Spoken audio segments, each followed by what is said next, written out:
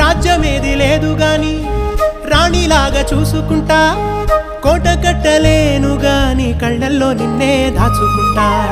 రాత ఎట్లా రాసి ఉన్నా ఆ మార్చి నీతో రాసుకుంటా. స్వర్గమంటూ ఉన్నదంటే అది నీతోనే ప్రతిరోజు పంచుకుంటా.